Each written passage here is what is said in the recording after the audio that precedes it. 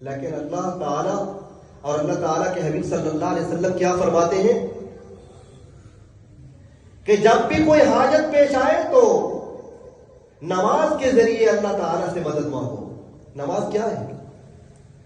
نماز تمام عبادتوں کا مجموعہ ہے، تمام عبادتوں کا مجموعہ نماز ہے۔ نماز کے اندر تکبیر بھی ہے اللہ اکبر، تحلیل بھی ہے اشہد ان لا الہ الا اللہ، تحمید بھی ہے سبحان اللہ۔ میرے بھائیوں، ہر چیز نماز کے اندر ہے، تلاوت بھی ہے، عاجزی بھی ہے، سب کچھ نماز کے اندر ہے۔ اور آج ہم سب سے زیادہ اگر غفلت برتتے ہیں تو وہ نماز ہی سے برتتے ہیں۔ میرے بھائیوں، اپنی نمازوں کو درست کریں، پاکیزگی کے خاص خیال رکھیں۔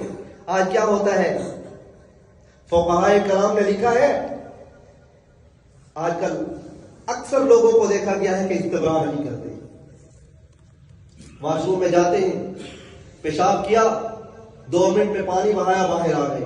حالانکہ فقہاء نے لکھا ہے کہ پیشاب کی نالی 1 فٹ تک ہے اور پیشاب کو آنے میں وقت لگتا ہے، تو فرماتے ہیں کہ جو شخص استبراء نہیں کرتا تو بعض دفعہ اس کے قطرے نکل آتے ہیں۔ جب وضو ہی سیدھا نہیں ہوگا تو نماز کیسی ہوگی؟